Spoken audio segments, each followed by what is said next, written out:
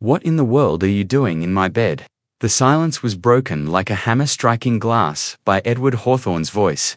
Disbelief etched into every hard line of his face. His tall form tight with anger, he stood in the doorway of the master bedroom. He didn't appear to realize that rainwater was dripping from his coat. He was completely focused on Maya Williams, the woman in his bed. She leaped from the mattress, her eyes wide with shock rather than remorse, her heart racing.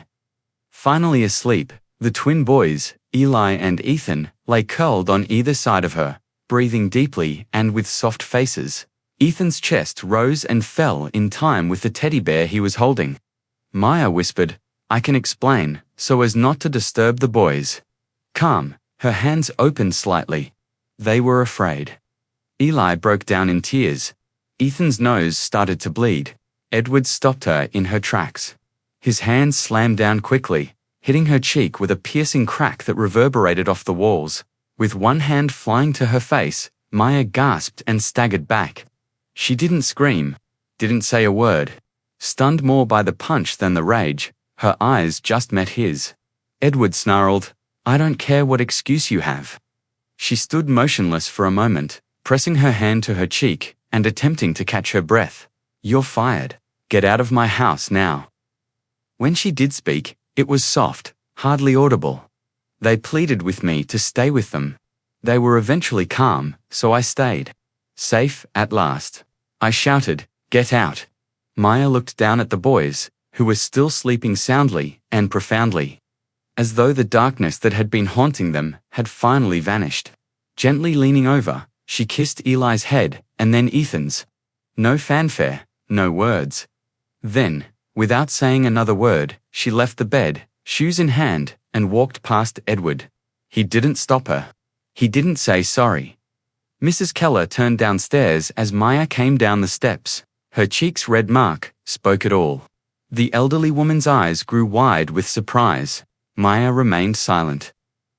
The rain had eased to a drizzle outside. Pulling her coat tighter, Maya went out into the dreary afternoon and started to walk toward the gate. Edward was still panting heavily as he stood in the master bedroom upstairs. His jaw was clenched as he glanced at the bed once more, and then something clicked. He took a step toward the silence. Ethan had a flawless brow. No murmuring, no cold sweat, no tossing. Eli's other hand was still relaxed on the blanket, but his thumb was in his mouth. They had fallen asleep, not under the influence of drugs, not worn down by sobbing, just dozing off. His throat constricted, 14 physicians, therapists, and nannies, hours of anxiety, tantrums, and yelling. Nevertheless, he had hit Maya, this quiet outsider who had accomplished what none of them had. With his head in his hands, he took a seat on the bed's edge. Like ink and water, shame seeped into his chest. A note was lying on the nightstand, folded once. He pulled it open. "Don't turn away those who will stay if you can't stay for them." It was not signed. Twice, then again, he read it. In the adjacent mirror, his image gazed back at him. A man choked on silence, drowning in control and hardened by grief. Mrs. Keller stood staring down the hall. She whispered, "Sir." Nothing in here was touched by her. Brought them in just after the child's nose bled. He didn't answer. They asked, so she stayed. That's all. I wasn't asked for.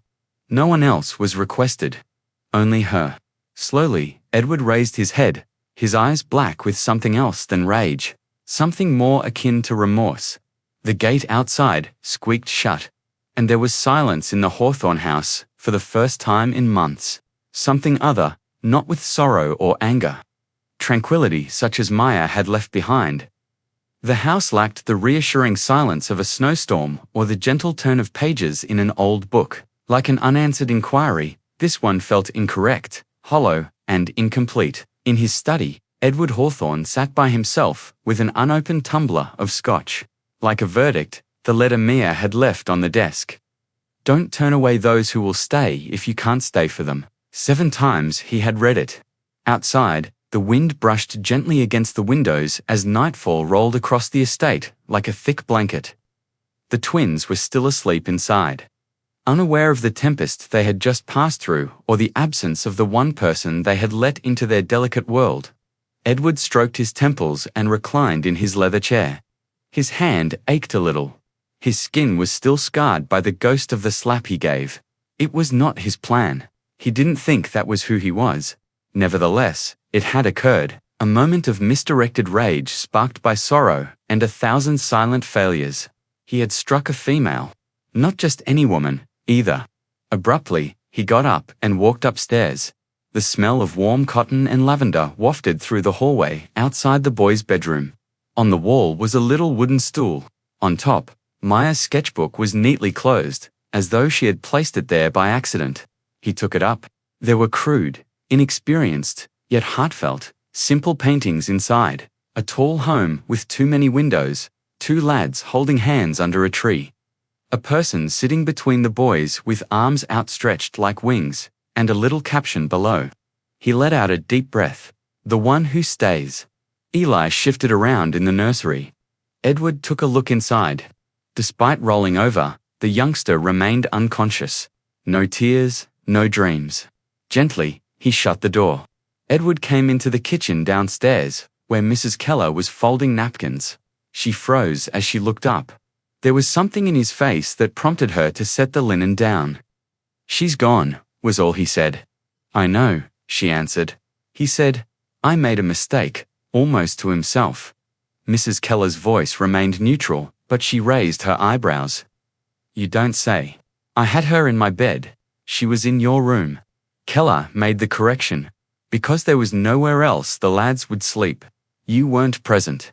"Yes, I was," they cried, "and I heard it. Ask for her." She soothed them. His lips were squeezed together. She whispered softly, "I know what you thought. I thought, you weren't thinking though." Between them, there was silence. He glanced to the chair Maya had occupied during lunch yesterday. Weeks had passed. "I must locate her," he said. Mrs. Keller remained silent. "Start with her letters return address, Georgia." He nodded and started to move toward the hallway. Maya was sitting by herself on a bench outside the train station on the other side of town. The cold still made her cheeks throb. She hadn't shed a tear. Not when he beat her, or when he screamed. Not even when she was carrying only her luggage and the pain of incomplete work in her chest as she passed the front gates. But now that her coat was securely fastened and her fingers were encircling a lukewarm cup of coffee from a vending machine, tears finally started to fall. She hastily wiped them. She cried in public because it was a habit she had spent years breaking, not because she was humiliated. After observing her for a while, a woman in the vicinity silently provided a tissue. With a grateful smile, Maya raised her gaze to the starry sky. It was cruelly humorous. She had barely made it through a smack. She had lost her own son to illness, been placed in foster care when she was 11 years old, and had been told that she was too sensitive to deal with difficult situations. But something she hadn't touched in years had been touched by that house and those lads. How do you feel about Maya?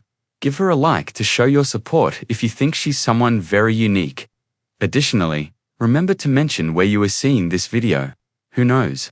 It's possible that someone nearby is also observing it. With a long sigh of metal and brakes, the train came in. Uncertain if she had become bored, she stood slowly. She had her ticket in the pocket of her coat. Savannah is the destination. In a white house in Greenwich, however, where 2 youngsters were at last learning to sleep, her heart was still upstairs. She took a seat again. The following morning, Edward was standing in his son's room holding a tray of scrambled eggs, strawberry jam-topped toast, and a tiny dish of chopped fruit. This was something he had never done. Not since the death of their mother. Eli sat up, feeling sleepy. "Miss Maya, where are you?" Edward paused. Ethan also sat up. "Has she left?" Edward gave a nod. "She had to go." "Why?" Ellie broke her tone. Ethan narrowed his eyes and whispered, "She didn't do anything bad. She was helpful to us. We were good, you saw." Placing the tray on the nightstand, Edward knelt next to the bed. "You weren't at fault. I owned it." Eli gave him a serious look. "Have you screamed at her?" Edward told the truth. "Indeed, have you struck her?" Ethan spoke softly. Edward's throat grew constricted. He gave one nod. The two boys turned away. He spent a considerable amount of time kneeling on the carpet, and he said, "I'll fix it. At last, I will return her." They heard him, but they didn't answer.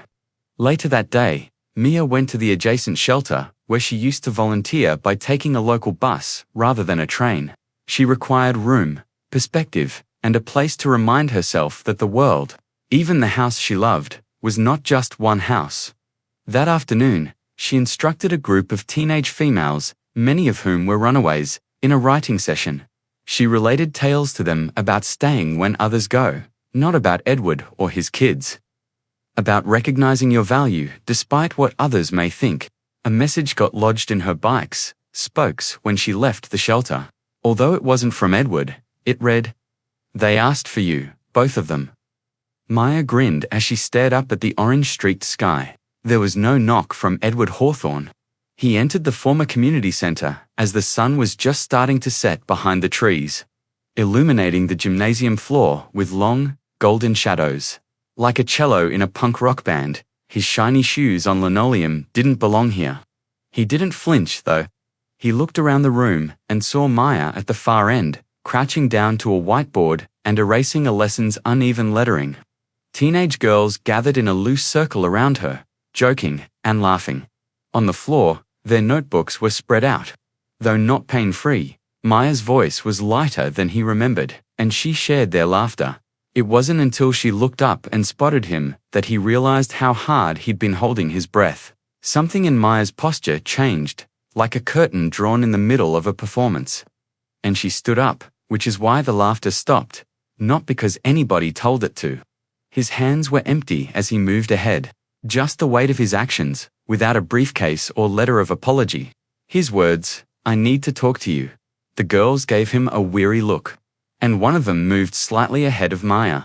Mia calmly reassured the girl, "It's okay," and she relaxed. Edward's eyes swept across the whiteboard. The top had been written with a single sentence. He turned to face Maya and said, "Your voice has value, even when it shakes." She nodded and ushered him outside to the seat beside the bus stop. "May I?" she asked. The identical one that she had sat on the previous day, coffee in hand, tears in the corners of her eyes. "I was wrong," he declared right away. "I judged you. I reacted without listening, and I put my hands on you. That's something I will regret for the rest of my life." Maya didn't say anything. His words, "I saw you in my space, in my bed," went on. "And I let fear speak louder than truth. That wasn't just unfair. It was cruel." "Ah, you didn't believe me," she replied. She sounded exhausted, not angry. "Even after I gained your son's trust."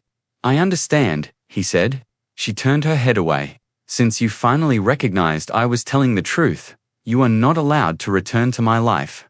He answered, "I'm not here to clear my name. They requested you, not a babysitter, which is why I am here." "You." Maya's gaze grew softer. "How are they?" "Silent," they said. "Too silent." Slowly, she nodded. "Peace isn't that. That is an unhealed wound that closes over." He placed his hands between his legs and glanced down.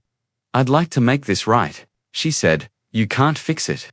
However, you can begin by realizing that your sons need connection, not control." He let out a breath. "Return." She took a while to respond. "If I say yes, will I still be staff?" She said instead, and he paused. "Whatever title you like will be your number, partner, mentor, and advisor." She arched an eyebrow. The word hung heavier than he meant, but he clarified, "partner in their care."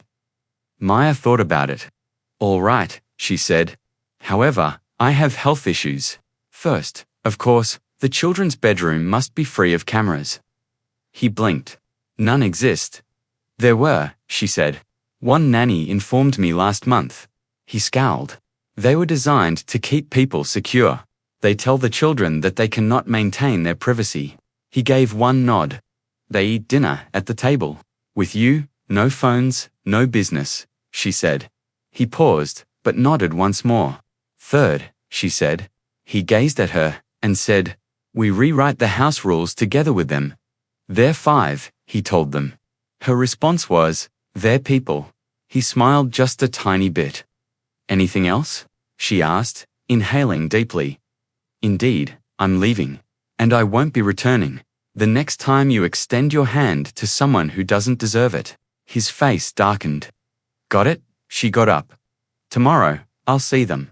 He got up as well. "Would you like a ride?" She gave a headshake. "I'll ride the bus. I had to get up here and finish." He gave a nod. "Thank you, Maya." She hesitated.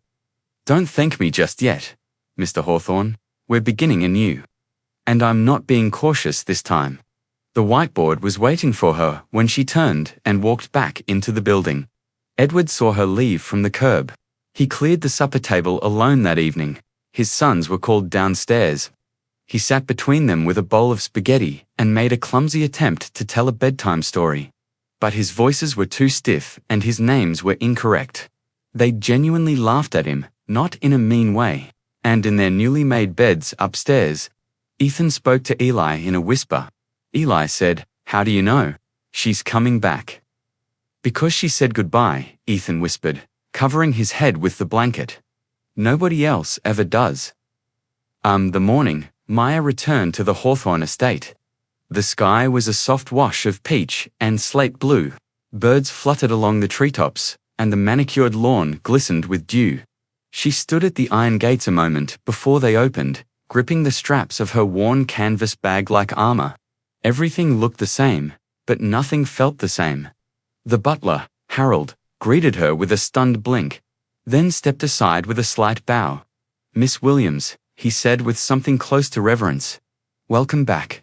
Maya said, "Thank you," as she passed the gleaming marble foyer, the tall chandelier, and the once stifling silence.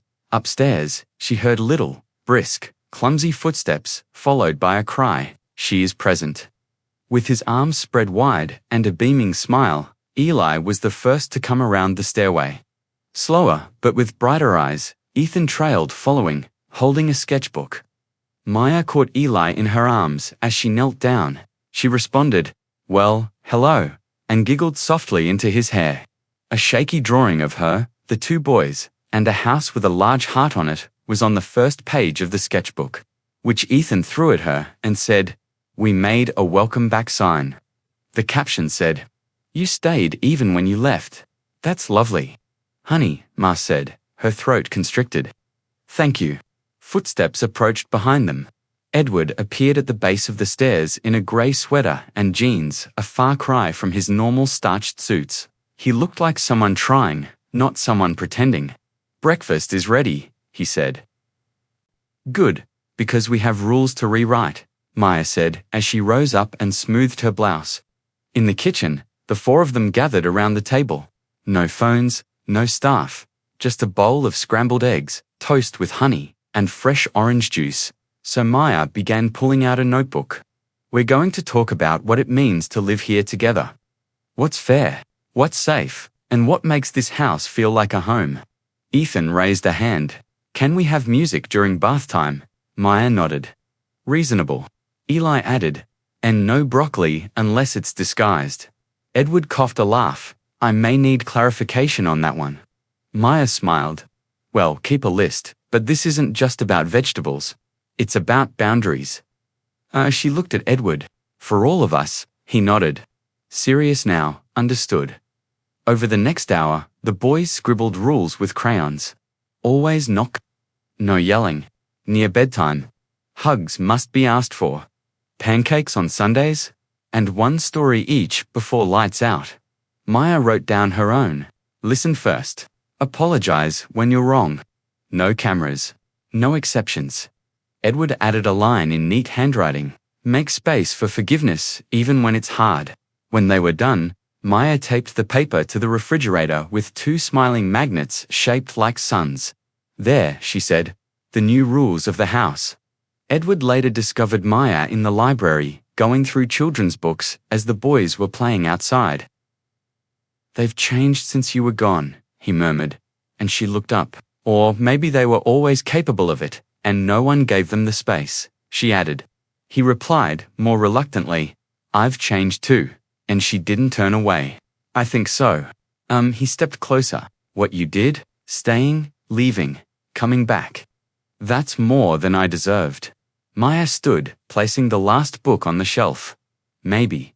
But it's what they deserved. And I wasn't going to let your mistake be their lesson. He flinched a little, but nodded. I want to be better. Then start by being present. Really present. Not just when it's easy. He looked down, ashamed. Do you think they'll ever forgive me? Maya softened. They already have. Kids are better at that than adults, but you have to earn it every day. That evening, Edward tucked the boys into bed for the first time since their mother died. He read from a storybook badly. Maya stood by the door, listening as the boys giggled at his mispronunciations, corrected him, and then asked for just one more page. After lights out, Edward walked Mia to the front hallway. I was thinking, he said, about what you said, about not being staff, about being more. She crossed her arms gently. You're not going to offer me a promotion, are you? He smiled faintly. I was going to offer you a voice. She tilted her head. I want you to help me build something. Not just for them, for other kids like them. Kids who've lost something. Someone. Maya's eyes widened. You mean a foundation? He nodded. Something real. You guide it. I'll fund it. She stared at him for a long moment, then said, if we do this, it's on our terms. Numidia Circus, New Performativa Charity agreed. She extended her hand. Then we have a deal, Mr. Hawthorne? He shook it. Call me Edward. She smiled. All right, Edward. That night, as she walked to the guest room, her own space, no longer just a temporary bed, she paused outside the boys' room. From within, a whisper. She came back, Eli said. I told you, Ethan replied, and Maya, leaning gently against the doorframe, whispered back to herself. I did. 3 weeks after Mia's return, the house no longer echoed with silence, but hummed with life. Breakfasts were louder, bath times messier, and the boys, once withdrawn and brittle, had begun to bloom like wildflowers freed from winter. The rules on the refrigerator were slightly worn at the edges from eager fingers pointing at them daily, and Edward, ever the stoic patriarch, found himself folding tiny socks and learning how to braid hair badly, but not everything changed at the same pace. Late one Friday night, well after the boys had fallen asleep and the staff had gone to bed, Maya wandered the halls. She often did this when the weight of memory pressed too hard against her chest. The quiet helped her think, helped her breathe. But this night, something was off. The library door was slightly ajar. Lights spilled through the crack in a thin line. She pushed it open gently. Edward was there, seated at the desk, shoulders slumped forward, his phone in one hand, a half-empty glass of scotch in the other. He didn't notice her at first. Bad news? She asked softly. He flinched slightly, then glanced up. Maya, sorry, I didn't hear you. You're 3 in from the bourbon. I figured something was wrong. He set the glass down, cleared his throat, just reading an email. She waited. Finally, he turned the screen so she could see. The subject line read, Custody Hearing. Motion Notice. Maya blinked. Custody hearing for the boys. He nodded, jaw tight. Rebecca's parents, the Hollingsworths, they filed for temporary guardianship, claiming I'm unfit. On what grounds? He scoffed. Bitter. Neglect, emotional instability, domestic incident. Maya's expression widened. They found out about what happened about me, apparently, he said. They've been watching, waiting. Now that the boys are starting to open up, now that we finally got some stability, they want to rip it away. She sat next to him. Have they ever been involved in the boys' lives? Not since the funeral, he replied. They blamed me for Rebecca's depression. They said I buried her too quickly, that I kept the boys from grieving properly. Maybe they weren't entirely wrong. Maya was quiet for a long moment. Do you want me to testify about the changes I've seen? What I've documented? Edward hesitated. I don't know if that helps or makes things worse. They'll argue, your presence proves I can't parent alone. Then maybe we don't fight them alone, she said firmly. Maybe we show them what family really looks like. What healing actually requires. His eyes met hers. You do that? Stand up in court after everything? I do it for them, Maya said. Not for you. Not for appearances. For Ethan and Eli, he exhaled, the tension in his frame releasing slightly. You really believe I can win? She stood, walked to the window, and looked out into the dark where the boys' nightlights still glowed in the distance. You won't win if you go in there as the man who slapped me, but you will if you go as the man who apologized, who changed, who showed up. He nodded slowly. Then I'll show up. The following morning, there was a hushed urgency in the air. Examining journal entries, Maya recorded the twins' daily activities, emotional development, and relationships with their father. She printed a picture that Ethan had created, collected art projects, and snapped pictures of the refrigerator rules. The four of them holding hands under a rainbow. Nobody instructed him to. He had simply sketched what seemed real. Edward called his attorney in the interim to arrange an urgent meeting. His directives, for once, had nothing to do with asset protection or reputation management. They were about defending to youngsters who had suffered too much before. During lunch, Maya sat with the twins beneath the backyard oak tree, chopping their grilled cheese into triangles while they debated whether Sonic or a superhero would win a race flash. Grandma and Grandpa Hollingsworth, do we have to go live with them? Eli's little voice was hardly more than a whisper when he asked abruptly. Mia froze. Why would you ask that? On the phone, I could hear Daddy. They don't like him, according to Ethan. Mia put down her plate. No one is going to take you any place without a struggle, boys. Furthermore, I'm not leaving. But, Ethan added, they're wealthy. And they're white, you know. Startled, Maya blinked. How does that relate to anything? Ethan gave a shrug. On the phone, they claimed that your family is not a part of the family and that your father has made poor decisions. Maya tenderly cupped Eli's chin as she leaned closer. Let me explain. Families are not formed by shared ancestry or skin color. They are based on who sticks with you and defends you in difficult times. I'm here, too. I am family because of that. Eli put his warm little arms around her. He said, then you better win. Edward was observing them from behind the window of the home when Maya looked up. He nodded slightly. They were prepared to engage in combat. Mia typed up her statement for court that evening while seated at her desk in the guest room. It was neither formal nor opulent. It was truthful. When she first arrived, she detailed the boys' fears. The yelling outbursts, the eerie quiets, the way they grabbed her hand and then released it out of fear of hope. And how they eventually began to laugh, sleep, and trust once more. She added, healing doesn't happen in clean lines. It's messy, but I've witnessed two young boys in that house start to patch themselves back together. It's because someone chose to stay, not because of money or blood. She put it in a folder, printed it, and set it on Edward's desk. She looked back at the message he had taped to the edge of a picture frame, where she had once written her handwriting, as she turned to go. If you can't stay for them, at least don't push away the ones who will. She grinned, because everyone was staying and nobody was pushing away at last. The scent of polished marble and nervousness filled the courthouse, with the morning sun streaming through tall windows and golden shafts. Its imposing columns stood like silent judges. In the waiting room, Maya sat next to Edward. Both of them were wearing muted colors. She was wearing a silky navy dress with sleeves that almost covered the slight scar that was still healing on her wrist from a night. The twins had nightmares. Edward was wearing a cut grey suit. Edward gave her a sidelong glance, anxious. Maya continued to look straight ahead, only about things that are beyond my control.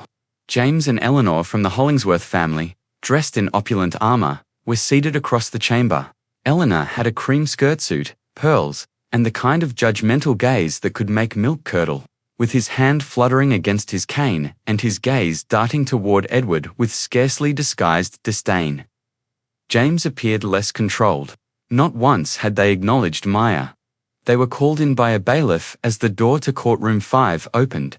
The courtroom was colder than the hallway, and Maya stood up, straightened her shoulders, and said to herself in a whisper, "This is for Ethan and Eli."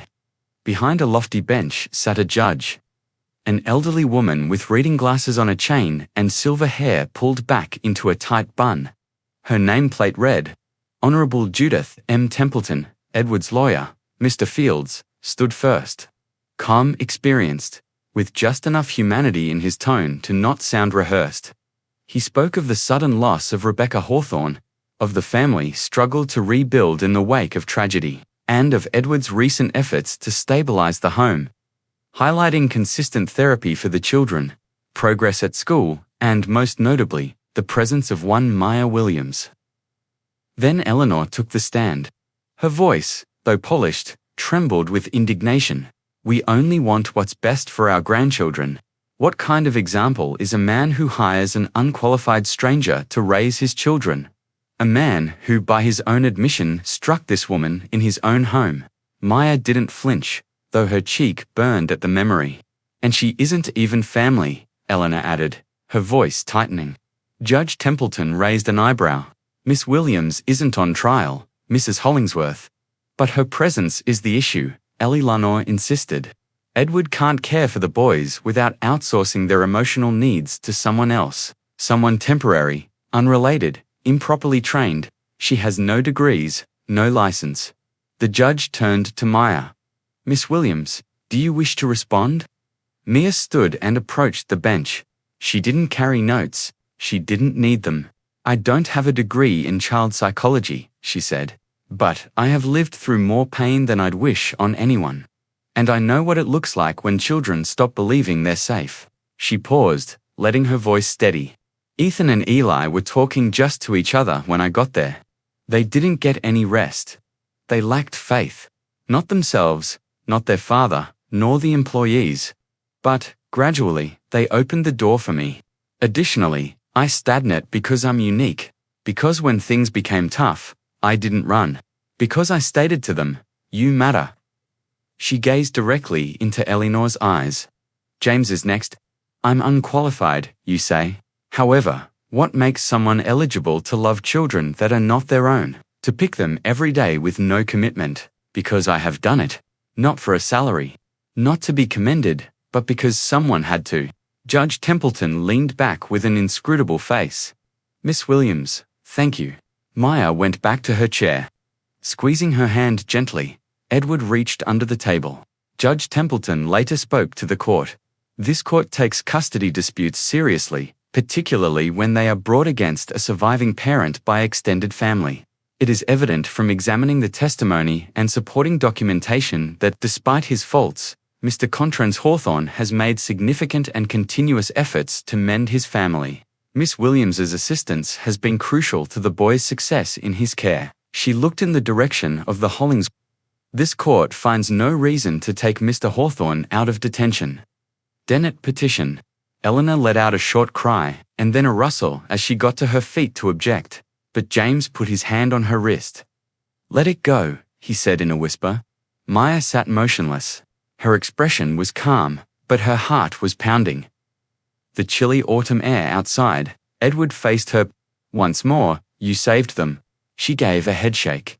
You did the number? You got to your feet. You remained in the space. Well, not knowing the outcome, the boys waited at home. Harold was curled up on the couch, reading them a comic book in his rich baritone. Eli was the first to see Edward and Maya as soon as they entered the room. He questioned, did we win? Maya dropped to her knees. Yes, we did. Ethan encircled her waist with his arms. So you're not going anywhere? Mia gave his head a kiss. I'm right in my place. Edward waited in the doorway that night while they tucked the boys in and watched Ma hum them to sleep. He remarked softly as she entered the hallway. I've never been good at saying thank you. Then don't, she responded. He nodded, his eyes softer than she had ever seen, and said, just keep showing up. He stated, we start laying that foundation tomorrow. I have architects scheduled already. She grinned. What's the name? He hesitated. William Hawthorne, Center for Healing. Astonished, Maya blinked. That's quite a bit. That's right, he said. Together, you constructed it. She turned her gaze away from him and toward the chamber where the boys were sleeping fearlessly now. Perhaps, just possibly, this was not the end. It was just the start. The Hawthorne Williams Center for Healing's first board. Meeting took place in the sunroom of the Hawthorne estate, rather than in a formal ballroom or a glass-walled high-rise. The coffee was a little scorched, the furniture was mismatched, and one of the twins had taped a crayon to the window, depicting a crooked tree with words above it in a child's hand. At home, with her fingers intertwined around a ceramic mug, Maya sat at the head of the table, her face composed yet attentive. To her left was Edward, dressed in trousers and a button-up shirt with his sleeves rolled up. He made no attempt to control the space. He just listened, writing down his thoughts in a leather-bound journal and tapping a pencil now and then. 3 potential partners sat across from them. Retired child therapist, Dr. Angela Monroe, Lionel Pierce, a computer investor, and one of Edward's oldest, if not most doubtful, friends, and Joseph Kim, an outreach coordinator from a nearby foster program. Lionel added, "So, let me get this straight," as he raised his wireframe glasses. "You want to build a space for children who've been through trauma. But it's not a clinic, not a shelter, not a school, and not adoption-focused. Could be incorrect. It serves as a third location, a haven, and a link between their current location and their desired destination." Curious, Angela leaned forward. "Who works there?" "I'm liked by people," Maya stated. "Not only professionals with credentials, survivors, mentors, and people who have experienced the fire and can guide others through it." In his notebook, Joseph scrawled something. "And how do you intend to manage liability, oversight, and funding?" Edward interrupted softly. "Logistics will be taken care of by us. The heart will be led by Maya." Lionel blinked. "The name remains the same." Maya grinned. "It does stay."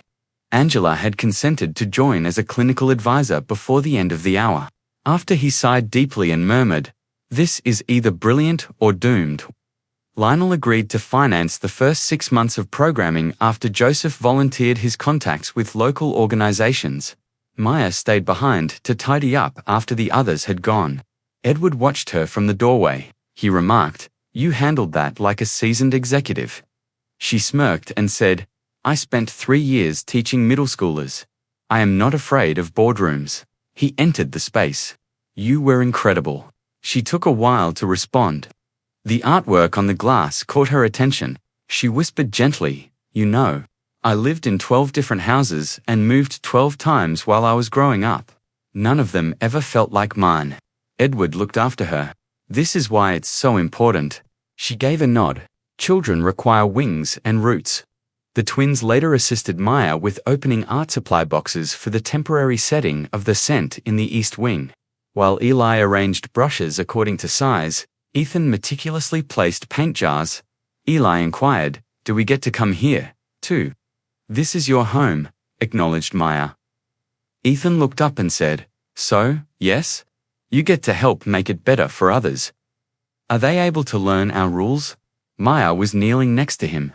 "That's a fantastic idea, in my opinion." Well, they spent the afternoon making a fresh version of the house rules, this time with color illustrations. Eli added stick figure families, and Ethan drew happy boys. Edward, meantime, made a challenging phone call in the main home. That morning, he had talked to his lawyer.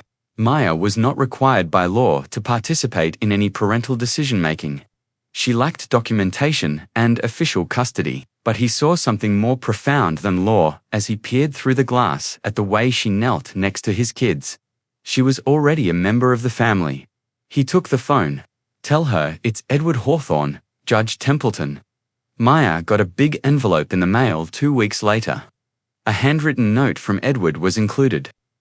"No more hazy boundaries, no more transitory. You've already earned the title, and you deserve it." It contained a formal appointment paper designating her as the Foundation's co-director and, in the event of his absence, as his legal guardian. A notarized petition that Edward and Maya co-signed asking for shared guardianship of the twins was attached. Before her hands started to shake, Maya read it 3 times. She didn't request it. It had never even occurred to her. Unbeknownst to her, though, it was precisely what she had always desired. With the boys sleeping upstairs and a fire crackling softly in the outside fireplace, Sarah and Edward sat on the back porch that evening. Quietly, she murmured, "You didn't have to do this. I know, was his response. She turned to face him. But I needed to, she said. Why now? Because they deserve permanence, he replied. She swiped away the unexpected tears and said, and so do you. He responded, neither am I. I'm not perfect. She reached for his hand and said, but they don't need perfect. They need present. And you've never left. This time, he didn't flinch. He raised it.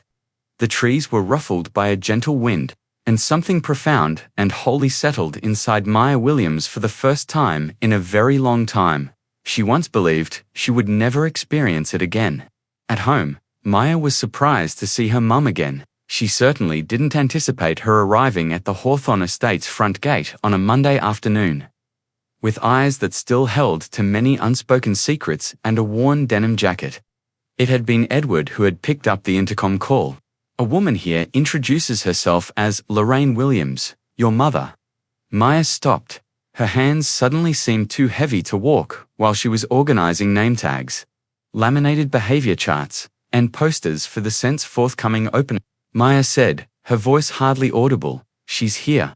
Edward gave a slow nod. Maya gazed at the pile of flashcards in her hands and said, I can send her away. For weeks, she had been teaching the twins the words, trust, forgive, and be safe. No, she replied. Let her in. Lorraine appeared to be waiting to be judged as she waited just inside the threshold. Her eyes darted about the foyer as though she wasn't sure what type of daughter had created such a life. And her hands twisted the strap of her handbag. Maya looked into her eyes with steel and fatigue. Hello, Mum, Lorraine's voice, gritty from cigarettes and time, continued. I wasn't sure you'd remember me. Mia crossed her arms. There's no forgetting it.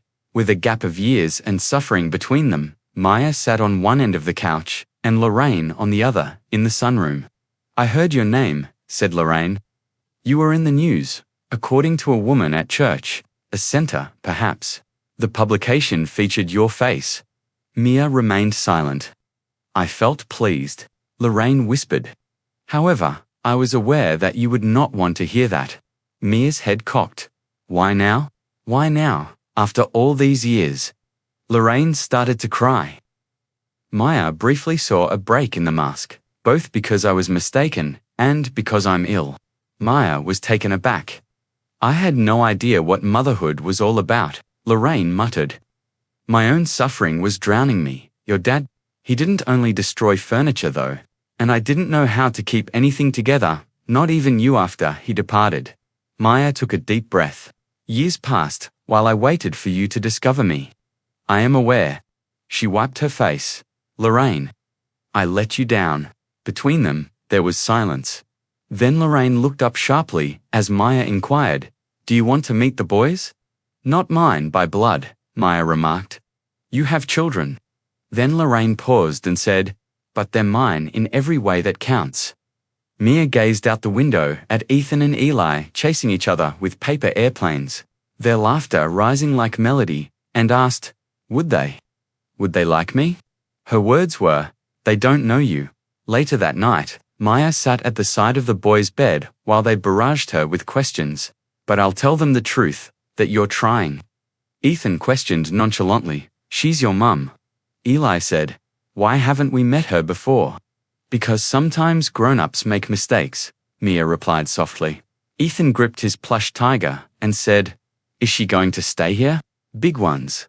Ones that take a long time to fix. According to Mia, not right now, but she wants to get to know you slowly. If you're okay with that. Eli looked thoughtful. Only if she plays Uno with us. Maya laughed. I'll let her know. Downstairs, Edward waited in the kitchen. How'd it go? They're curious, Maya said, more open than I expected. He poured her a cup of tea. Are you okay? Maya took the cup and held it close. I'm not sure, but I think I want to try for closure, maybe even healing. Edward nodded. You're braver than most. She looked at him. You make it easier. Over the next few days, Lorraine visited the estate in short, measured doses. She sat with the twins under the big oak tree, while they explained the house rules and showed her the feelings chart Maya had created. At first, she seemed stiff, uncertain, but slowly, she started to soften. She brought stories from Maya's childhood, the good ones, the ones that Maya had almost forgotten. She brought cookies that crumbled too much but tasted like Sunday mornings. And she brought photos, faded, worn, but filled with moments Maya had missed or buried. One evening, Maya sat with Lorraine in the library, flipping through one of the old albums. "You used to hum that same lullaby you sing to the boys," Lorraine said. "You were 3. Wouldn't sleep without it." Maya blinked, caught off guard by the memory. "I believed that tune-up was mine." "You didn't. You recalled it. Even after you've forgotten me." There was silence. Then Lorraine produced a tiny package from inside her bag. There was a small tarnished bracelet inside with a bird-shaped motif. She answered, "I bought this the day you were born. However, I never handed it to you."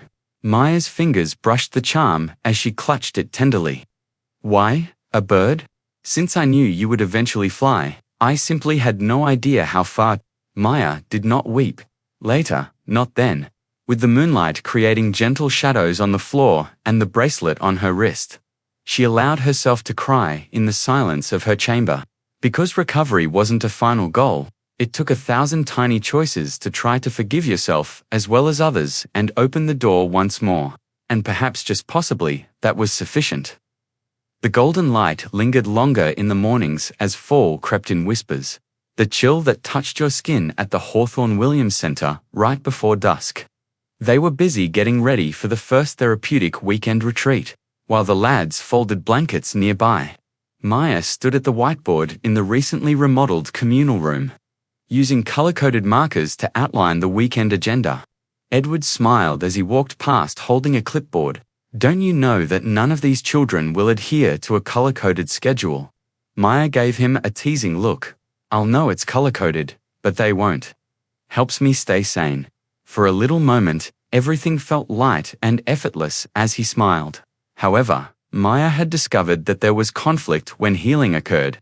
Old wounds scratched against the boundaries of growth, and that friction was rapidly approaching. Their contact with the local foster agency, Joseph Kim, was the first to call.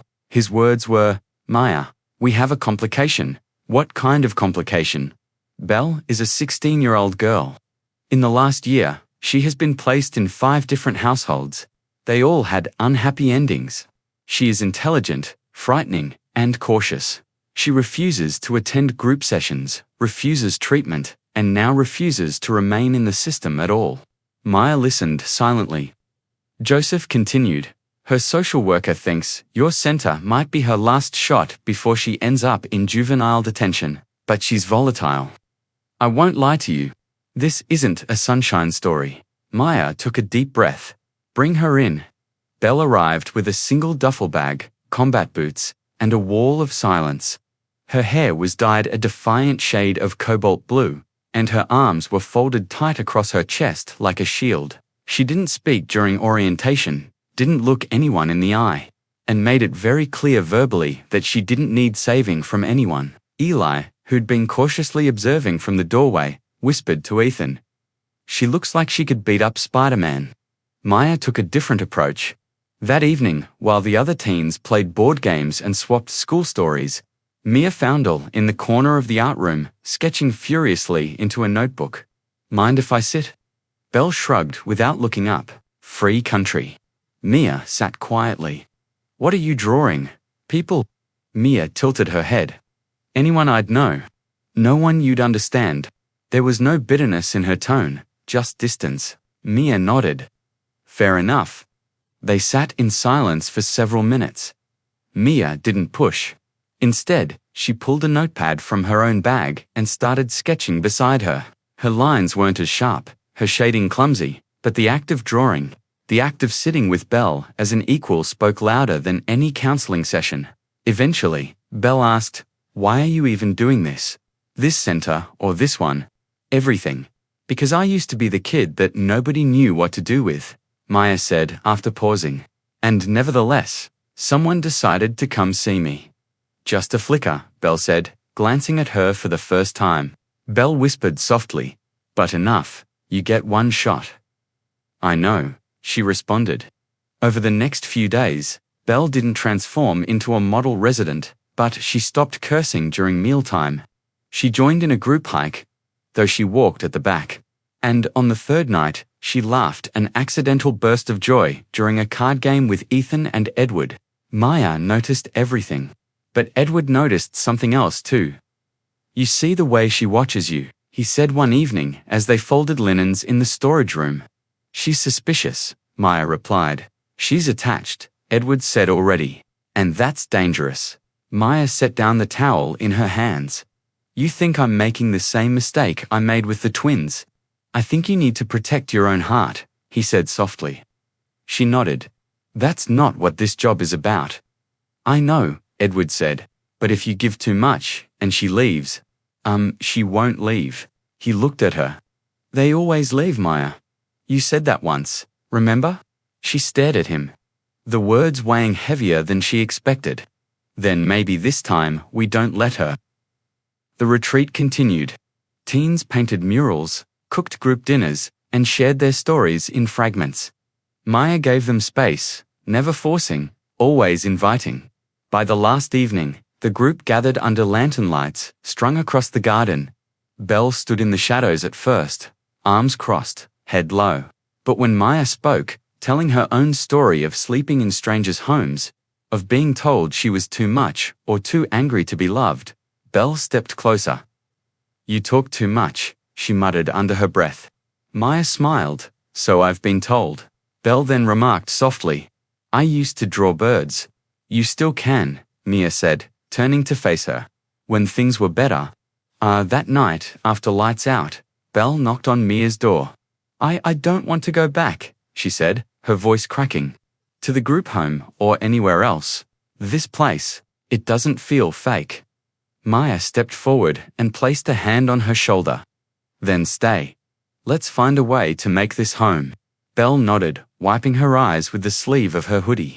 As she turned to leave, Maya whispered, "You're not too much. We see you, and you're absolutely correct." That was all Belle needed, I guess. Thunderclaps and epiphies weren't always the means of healing. It occasionally appeared as silent vows mumbled through open doors. Even though it was only a small blip in the corner of a nearby online newspaper, the headline was enough to make Mia shudder. The initiative that local millionaires support is being scrutinized. Claims of inadequate personnel. Oversight gaps.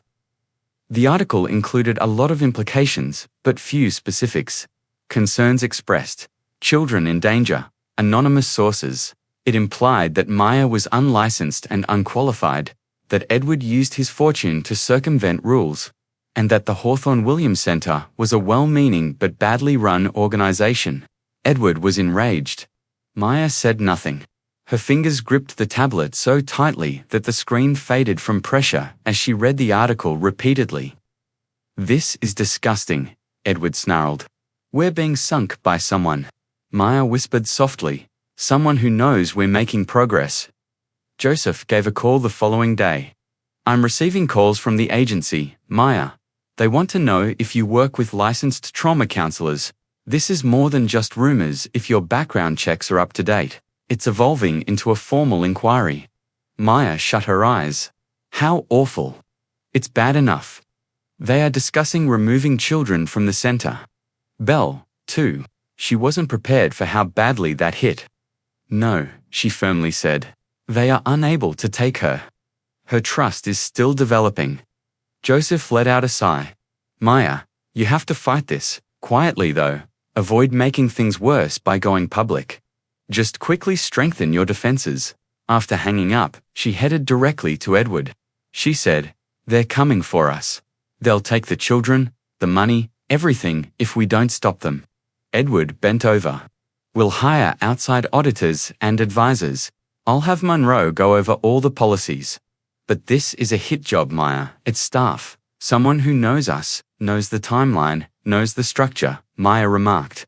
Edward tightened his jaw. "Do you believe the Hollingsworths are to blame?" "No, they wouldn't play silently like this," Maya said. "This seems more intimate." Rain pelted the windows later that evening while Maya sat in the Sense office, searching through personnel files for a flaw, an error, or something they had overlooked. Then she noticed it. Belle's application for admission. The social worker listed wasn't the one Joseph had assigned, therefore one of the signatures was a little odd.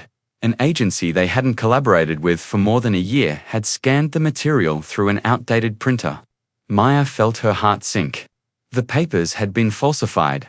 She called Joseph right away.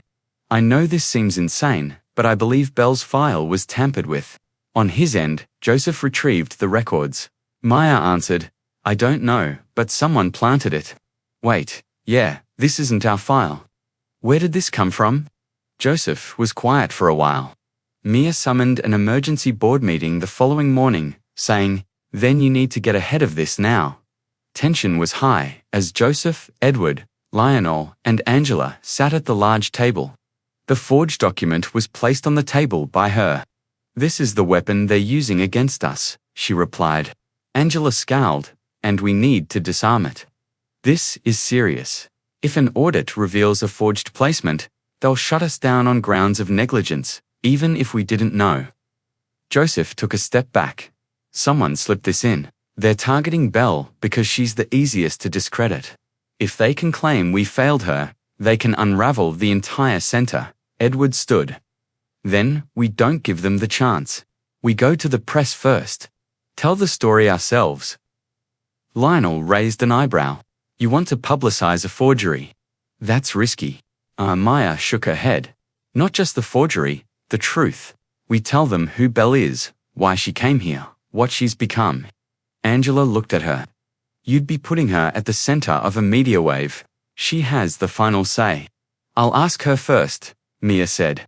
That evening, Maya found Belle in the art room, painting a massive canvas, a bird breaking free of tangled ropes.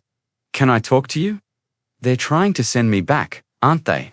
Mia inquired as Belle continued to paint. Yes, Belle didn't stop. You going to let them? Mia stepped closer. Not without a fight, but we need your help. She explained the situation carefully. Honestly, I won't put you in the spotlight unless you say yes. She finished. Belle set down her brush. You told me once I wasn't too much, that I was just right. Maya nodded.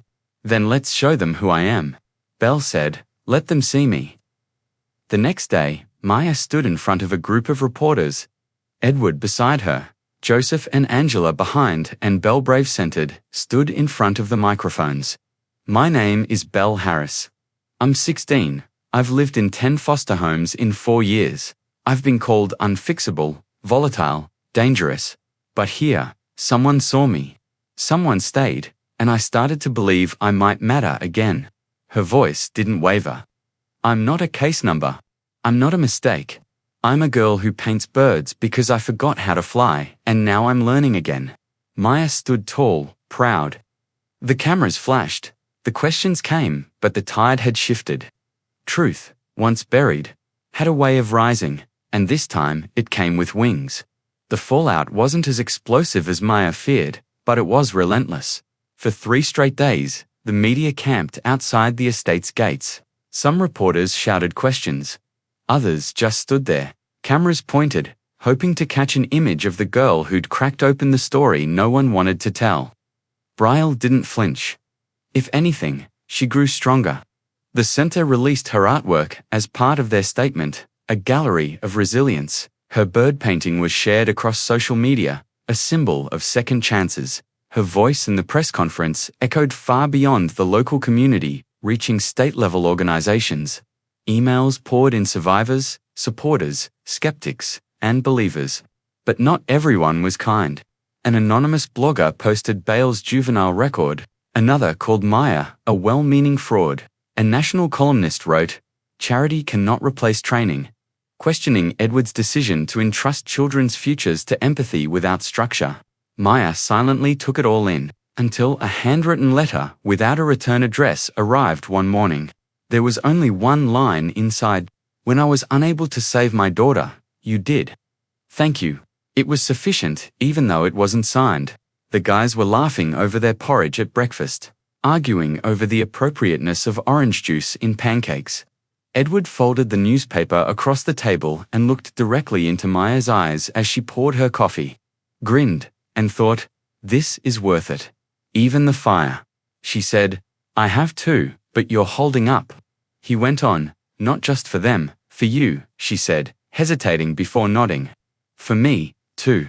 They had a staff meeting that day.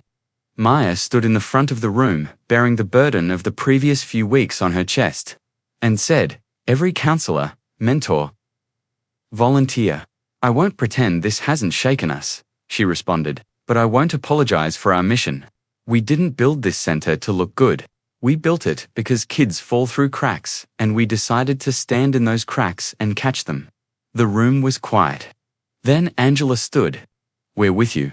One by one, the team nodded. Some murmuring, always, yes, we stay. That night, Maya walked the halls of the center alone. The walls were lined with drawings, quotes from the kids, a few photographs of family dinners. She stopped in front of one, Ethan and Eli, arms around Belle, all three laughing. Home captured in a frame. In the East Wing, she found Belle working late on a new mural, a city skyline with windows glowing gold. You're still here, Maya said gently. Belle shrugged, wiping her hands on a rag. Can't sleep. You okay? Belle paused. Yeah, just thinking about what happens next. People think because I stood in front of cameras, I'm fine now, but I still get mad for no reason. I still don't trust people easy. She trailed off. Maya sat beside her. You don't have to be finished to be free. They sat in silence. The only sound, the faint hum of distant crickets. Then Belle said, you think I could ever, I don't know, speak at schools, talk to other kids like me? You just did, and yes, you are more than capable, Maya said with a smile. Belle grinned, a flash of pride beneath her guarded expression. Then I want to be the person I needed back then. The next morning, a call came from a representative of the state's Child Welfare Committee. We've been reviewing the Hawthorne-Williams model. The voice said, it's unconventional, but it's working. We would like to meet, perhaps in a different location. Maya sat frozen. You're saying you want to expand? We're saying, the voice replied, we want to learn. After she hung up, she stared out the window for a long moment, her thoughts spinning. It was bigger than her now. Later that week, Maya, Edward, and Belle sat with the boys under the oak tree. The air smelled like cinnamon and dry leaves. Ethan was reading aloud from a children's book, pausing every few sentences to let Eli make up alternate endings. Belle listened with a quiet smile. I want to write a book someday, Eli said suddenly. About kids who fight bad guys. Maya ruffled his hair. Start with the truth. That's always the best story. Edward leaned back against the trunk, his hand brushing lightly against Moses. She didn't move away. The sun dipped lower, casting golden lines through the branches. They were all different, broken, reassembled, stitched together with shared pain and rebuilt hope. But they were whole, not because they'd erased the cracks, but because they'd filled them with gold. Kanugi Maya had read about it once. The Japanese art of repairing broken pottery with gold lacquer. Celebrating the history, not hiding it. That's what they were doing. And maybe, just maybe, that's what healing was. A choice every day to stay. Maya didn't recognize the man at first. He was tall, gaunt, dressed in a cheap tan blazer, and stood by the community sense front desk like he didn't know whether he belonged or wanted to leave. Angela waved Maya over, saying, he says he's here to speak with you. He didn't give a name, and Maya approached cautiously. Can I help you? The man asked, looking up. And suddenly, after 20 years, he collapsed. Maya, he said. His voice weathered and uncertain. It's me. Your father. His face was partially hidden by a baseball cap, but something about his posture, nervous but familiar, stirred something deep in her chest. Time stopped. She heard at first in her ears a rush of blood, a thrum of disbelief, and then in her chest, a cold stillness. You don't get to say my name, she said, voice low. I know. He replied quickly, taking off his cap. His hair was grey now, his eyes bloodshot. I shouldn't be here. I saw the press conference. I saw you and Maya, I had to come. She stood frozen. People moved behind her. Kids laughed in the playroom. A counselor called out directions for a trust-building activity. The world kept spinning, but inside her, something cracked. Edward arrived just then, sensing something wrong. His gaze shifted between them. "This man bothering you?" he asked. Maya didn't look away from her father. "Number yes. I don't know. I'll give you space," Edward replied slowly. Her father remarked, but he didn't go far. "I'm not here to ruin anything." Maya exhaled sharply and steadily. "I just wanted to see if you were okay. I don't want money or anything else. When I was 10, you departed. I was ill when my mother had her breakdown and everything went apart." "Maya," he said, "lost, addicted. I was unsure about how to remain." Her words, "That's not an excuse." With humiliation coiled around his shoulders, he nodded and said, "It's a fact. But it doesn't erase what happened or what didn't happen. You forfeited it," she clarified, adding, "I missed your life." They remained silent. Then he produced a photo, crooked in the edges and faded with age, from his coat pocket. A girl carrying a sketchbook, squinting against the light, wearing overalls with scraped knees and braids. "The day I drove away, you left this on the porch, and I kept it," he added. "I had simply the one piece." Mia's throat constricted.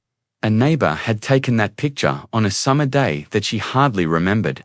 It was as if someone had punched her in the memory to remind her that it existed. "I'm working at a garage outside of Baton Rouge, and I've been sober for 2 years, he claimed. "I visit a therapist. I attend meetings." Maya crossed her arms. "And what you want? Forgiveness?" He looked at her, eyes glassy. "Number, I want grace." The word hit differently.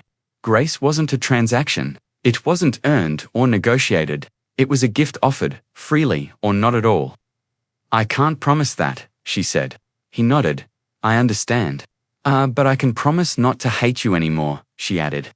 "That's something." A slow tear slid down his cheek. "That's everything." Maya didn't tell the boys that night. She didn't tell Belle, or Edward, or even Lorraine. She needed time to file it away like a fragile document you're not ready to read but can't throw away. Instead, she cooked dinner, helped Eli with math homework, read Ethan 2 chapters of their favorite mystery novel. Then, when the house was quiet, she sat in the sunroom with Edward. "He came," she said. Edward looked up. "Your father." She nodded. "It was like talking to a ghost I've been angry at for so long, I forgot I was still haunted. Do you want him in your life?" "I don't know," she admitted candidly, "but I just wanted him to see me." Edward reached across and took her hand. "You're seen," he said simply. She rested her head against his shoulder, and for the first time that day, the tremble in her heart began to still. 2 days later, Belle came bursting into the office holding a flyer. "Look," she beamed. "My first speaking invite. A youth panel in Atlanta. They want me to talk about trust and art." Maya grinned. "That's amazing. When is it?" "Next month. But I'll need a chaperone." Mia raised an eyebrow. "You're asking me?" Belle smirked. "I trust you not to let me eat 3 gas station burritos in a row." Flawed logic," Maya said, "but flattering." Then Belle got serious. "I'm nervous." "That's good," Mia said. "It means you care." Belle looked at her with that guarded hope Maya knew so well. "Thanks for seeing me, even when I couldn't see myself." Maya touched her shoulder. "That's what light does. It finds the cracks and gets in anyway." And in that moment, Maya understood something new. Healing didn't always mean forgetting. It meant integrating the brokenness into something fuller, stronger, realer. It meant letting go of what you couldn't change and holding fiercely to what you could. It meant becoming the kind of person who could forgive, not to excuse the past, but to free the future. And it meant finally standing tall in your own name. Maya Williams' mother, mentor, healer, and no longer haunted. 6 months had passed since the blur of the hearing. The estate's gardens were heavy with late spring blooms, and the center buzzed with its new program calendar. It wasn't perfect, but it was thriving. Mia, the Cent's youngest counselor, had started weekly sessions with Belle. Ethan had moved up a grade, and was A-seeing spelling. Eli had decided he was going to invent his own superhero team, complete with capes and Maya. Well, Maya watched them grow like a gardener who had learned to root in hope. That morning dawned bright and clear.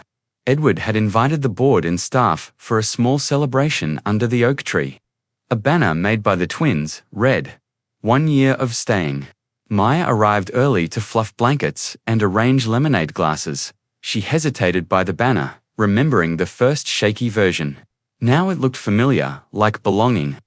All the guests gathered, Angela, Joseph, Lionel, Lorraine, and staff from local agencies filled chairs scattered around the lawn. Children sat in a circle, twirling paper lanterns. Edward began, "When we named this center, we married to impossible odds, wealth and empathy. But the real miracle isn't the programs or the funding. It's endurance. It's the choice someone makes every day when no one's watching." Lorraine stood then, unexpected but certain. "My daughter taught me more than I ever gave her a chance to learn. I'm honored to be here, not as a bystander, but as someone who's still growing." Ethan and Eli marched forward, each holding a gold-painted rock. They placed them at Ma's feet. Ethan said loudly, "This rock is gold because it's brave," Eli added quietly. "This one is gold because it stays." Mia swallowed, tears swollen behind her throat. Edward stood beside her, hand in hand, as the twins presented their gifts. Joseph cleared his throat next and said, "We've reviewed our 6-month outcomes. Less behavioral referrals, higher attendance, and above all children who trust again are all reported by schools." Angela stepped forward. "We're expanding to more sites." With Maya at the helm, Lionel raised his glass. "Here's to the woman who didn't ask to be part of a family. She built one anyway." Maya blinked and gripped Edward's hand. He squeezed hers in return. As the crowd began to mingle, Belle approached Maya with her sketchbook in hand. Inside was a new drawing. 4 golden trees, each different, each leaning in toward the center like they held up something greater together. Beneath her handwriting, "This is what growing looks like." Maya said, "Yes, darling," and kissed her cheek. "That's right. I'm proud," Lorraine murmured gently, looking at the stone towers the twins had constructed. "I'm proud" is different than forgiven. "But you're here," Maya nodded. The late afternoon sun threw long shadows as the crowd thinned out, and the twins went off to play tag. "And I want to keep showing up," Lorraine said, reaching for her hand. "Maya." Angela waved Maya over, saying, "He says he's here to speak with you." He didn't give a name, and Maya approached cautiously. "Can I help you?" the man asked, looking up. And suddenly, after 20 years, he collapsed. "Maya," he said. His voice weathered and uncertain. "It's me. Your father." His face was partially hidden by a baseball cap, but something about his posture, nervous but familiar, stirred something deep in her chest. Time stopped. She heard at first in her ears a rush of blood, a thrum of disbelief, and then in her chest, a cold stillness. "You don't get to say my name," she said, voice low. I know. He replied quickly, taking off his cap. His hair was grey now, his eyes bloodshot. "I shouldn't be here. I saw the press conference. I saw you, and Maya, I had to come." She stood frozen. People moved behind her. Kids laughed in the playroom. A counselor called out directions for a trust-building activity. The world kept spinning, but inside her, something cracked. Edward arrived just then, sensing something wrong. His gaze shifted between them. "This man bothering you?" he asked. Maya didn't look away from her father. "Number yes, I don't know. I'll give you space," Edward replied slowly. Her father remarked, but he didn't go far. "I'm not here to ruin anything." Maya exhaled sharply and steadily. "I just wanted to see if you were okay. I don't want money or anything else. When I was 10, you departed. I was ill when my mother had her breakdown and everything went apart." "Maya," he said, lost, addicted. "I was unsure about how to remain." Her words, "That's not an excuse." With humiliation coiled around his shoulders, he nodded and said, "It's a fact. But it doesn't erase what happened or what didn't happen. You forfeited it, she clarified, adding, I missed your life. They remained silent. Then he produced a photo, crooked in the edges and faded with age, from his coat pocket. A girl carrying a sketchbook, squinting against the light, wearing overalls with scraped knees and braids. The day I drove away, you left this on the porch, and I kept it, he added. I had simply the one piece. Mia's throat constricted. A neighbor had taken that picture on a summer day that she hardly remembered. It was as if someone had punched her in the memory to remind her that it existed. I'm working at a garage outside of Baton Rouge, and I've been sober for 2 years, he claimed. I visit a therapist. I attend meetings. Maya crossed her arms. And what you want? Forgiveness. He looked at her, eyes glassy. I want grace. The word hit differently. Grace wasn't a transaction. It wasn't earned or negotiated. It was a gift offered, freely or not at all. I can't promise that, she said. He nodded. I understand. But I can promise not to hate you anymore, she added. That's something. A slow tear slid down his cheek. That's everything. Maya didn't tell the boys that night. She didn't tell Belle, or Edward, or even Lorraine. She needed time to file it away like a fragile document you're not ready to read but can't throw away. Instead, she cooked dinner, helped Eli with math homework, read Ethan 2 chapters of their favorite mystery novel. Then, when the house was quiet, she sat in the sunroom with Edward. He came, she said. Edward looked up. Your father, she nodded. It was like talking to a ghost I've been angry at for so long, I forgot I was still haunted. Do you want him in your life?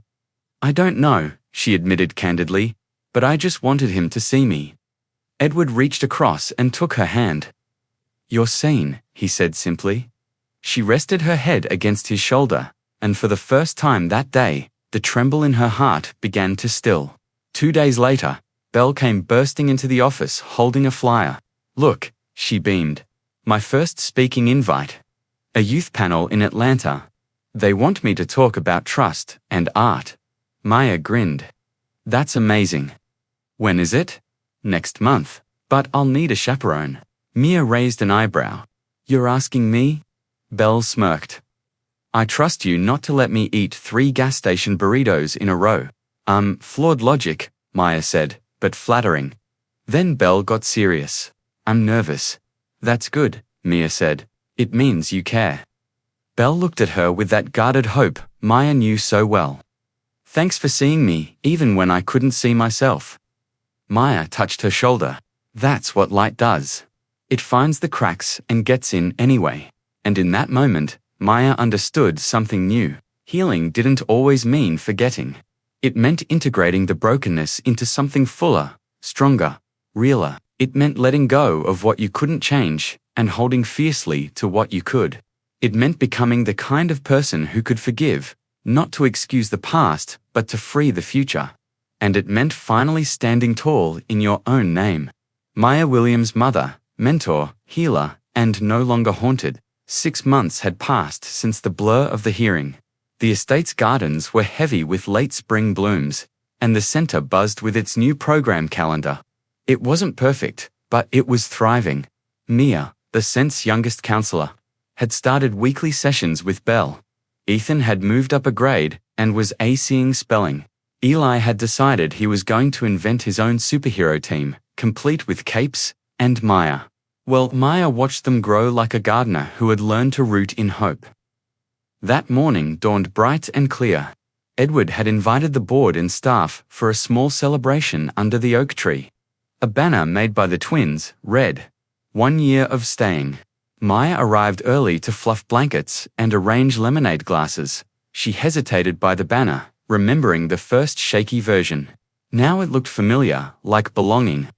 All the guests gathered, Angela, Joseph, Lionel, Lorraine, and staff from local agencies filled chairs scattered around the lawn. Children sat in a circle, twirling paper lanterns. Edward began, when we named this center, we married to impossible odds, wealth and empathy. But the real miracle isn't the programs or the funding. It's endurance. It's the choice someone makes every day when no one's watching. Lorraine stood then, unexpected, but certain. My daughter taught me more than I ever gave her a chance to learn. I'm honored to be here, not as a bystander, but as someone who's still growing. Ethan and Eli marched forward, each holding a gold-painted rock. They placed them at Ma's feet. Ethan said loudly, "This rock is gold because it's brave," Eli added quietly. "This one is gold because it stays." Mia swallowed, tears swollen behind her throat. Edward stood beside her, hand in hand, as the twins presented their gifts. Joseph cleared his throat next and said, "We've reviewed our 6-month outcomes. Less behavioral referrals, higher attendance, and above all children who trust again, are all reported by schools." Angela stepped forward. "We're expanding to more sites." With Maya at the helm, Lionel raised his glass. "Here's to the woman who didn't ask to be part of a family. She built one anyway." Maya blinked and gripped Edward's hand. He squeezed hers in return. As the crowd began to mingle, Belle approached Maya with her sketchbook in hand. Inside was a new drawing. 4 golden trees, each different, each leaning in toward the center like they held up something greater together. Beneath her handwriting, "This is what growing looks like." Maya said, "Yes, darling," and kissed her cheek. "That's right. I'm proud," Lorraine murmured gently, looking at the stone towers the twins had constructed. "I'm proud" is different than forgiven. "But you're here," Maya nodded. The late afternoon sun threw long shadows as the crowd thinned out, and the twins went off to play tag. "And I want to keep showing up," Lorraine said, reaching for her hand. "Maya." Edward discovered them and put his arm around both women. "Let's plant something together. New flower bed, maybe roses." Maya's lips curled. "Only if we promise to tend to it every week." He laughed. "Deal." Later that night, the Europa Edwards butler brought them all lemonade refills. Children's laughter filled the lawn, and the faint scent of jasmine settled as dusk folded over the estate. Later, when the headlights had cleared the driveway and the center was quiet once more, Edward discovered Maya in the sunroom drawing new rules with Ethan labeled community rules now.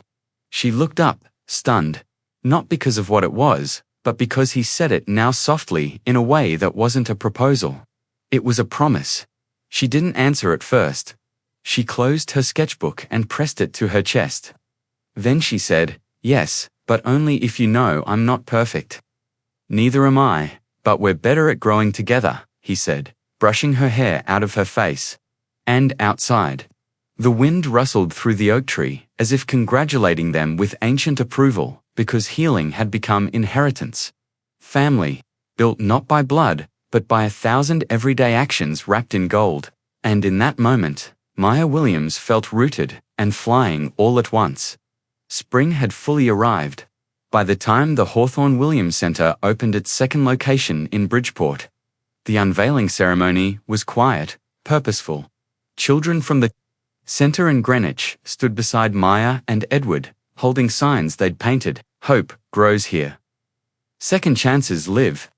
2 neighbors lined the sidewalk. Cameras flashed gently, and bees hummed among newly planted daisies in recycled tins. Maya stood before the small crowd, sunlight catching the gold flexes in her hair. She could feel centuries of expectations. The expectation that she would fail. The expectation that her past might define her future. But here she was, surrounded by people who had witnessed her fight for belonging and won. Edward stood beside her, his arm around her waist. He gave a nod when she began. "We launched this center because we believed in the power of staying. But today, we're here to say that healing deserves wings, too. Not just permanence, but possibility." Children outside cheered and waved. Media crews filmed from the street, but Edward kept his gaze on the families waiting behind them. People who showed up because they wanted to see something real. Later, after greeting dignitaries and fielding questions from curious press, Mia wandered behind the building where volunteers were hanging fresh banners and organizing craft stations. Lorraine approached with a tray of lemon squares and bottled water. She handed Mia one and smiled without intrusion. "They're good," Mia said through a mouthful. Lorraine laughed softly.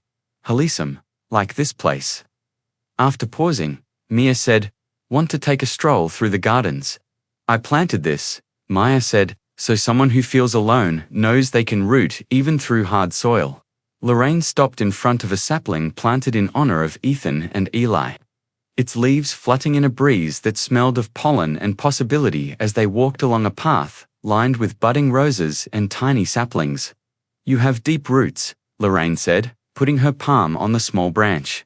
That afternoon, inside the community room, staff were gathering for the first training session at the new site. Angela stood at the front, welcoming them with warmth.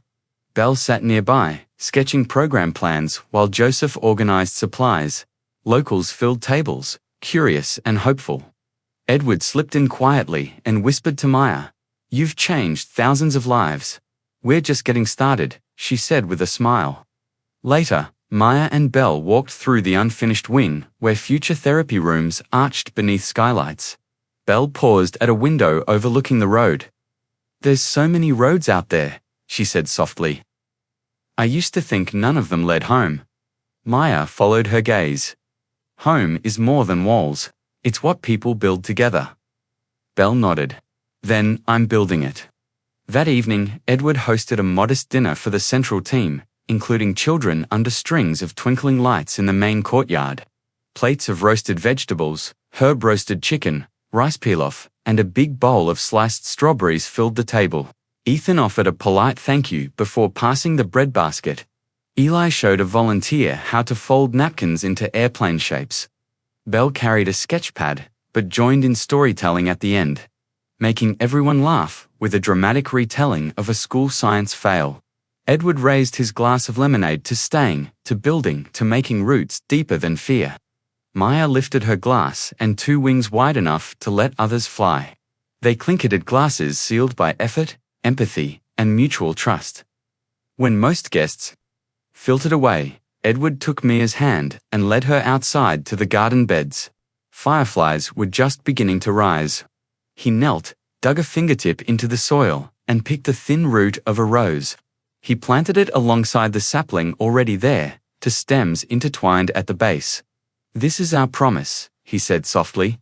Maya knelt beside him to keep tending. He nodded. Every week, even when it's hard, Maya smiled, tears glossy in her eyes. Every week, Ethan and Eli came out with a flashlight. They followed quietly, stood beside them, shining the light on the new root. "Mum," Ethan whispered. "That's so cool." Edward looked at them, then at Maya.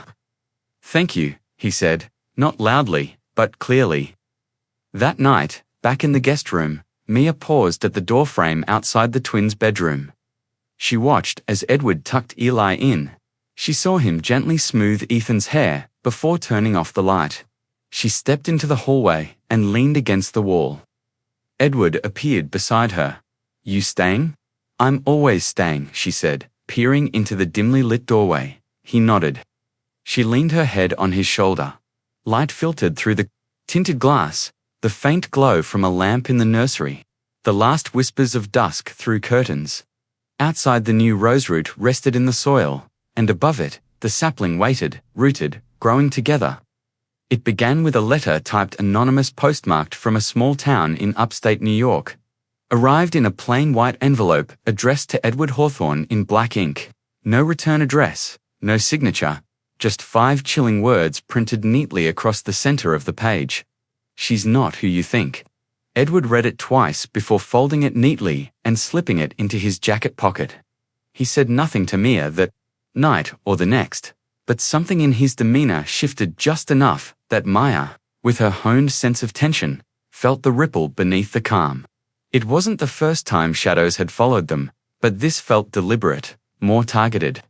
The next morning, while Maya supervised the younger kids in the art room, Edward sat alone in his office, staring at his laptop screen. A name echoed in his mind. Terence Morero, a former business partner. The kind of man who had always envied Edward's success and more dangerously resented his turn toward charity. He'd sent veiled threats before, mostly empty, but this had venom. Edward opened a secure browser and began digging. Within minutes, he'd found a blog post on an obscure forum. It wasn't explicitly about Maya, but it danced close. Words like fabricated backstory and sympathy branding caught his eye. He clicked out of the site, but the damage was done. He looked out the window. Maya was walking through the garden with Belle, her hand lightly on the young woman's shoulder. They laughed about something. Unaware, he clenched his fist. That night over dinner, he asked, "Did you ever go by another name?" Maya blinked. Legally or not, she put down her fork. "Why are you asking me that?" Edward paused. "I got a letter. It implied that you might not be completely forthcoming." I got up slowly. "Do you believe it?" Edward looked up. His face was conflicted, not certain. "I believe you, I do, but I had to ask." Her voice was quiet but steady. "I was Maya Simmons until I turned 18. I took my grandmother's last name, Williams, because my mother was gone and my father didn't deserve to name me." Edward nodded, shame creeping up his spine. "I'm sorry. I'm not ashamed of who I am," Maya went on, "but I am angry that someone thinks they can use my past as a weapon." "Of what?" Maya asked. "Of what have we built?" The following day, a news story aired. Short, local. A talking head speculated about background checks and donor scrutiny. Mia's face was displayed on the screen. Words like mysterious rise and guardian of troubled youth. Maya turned off the television. She didn't flinch, but she didn't sleep that night either. Edward reached for her hand in bed. "I'll call the lawyers. We'll handle it." She nodded. "We always knew this could happen, but it's not fair number, but it's familiar."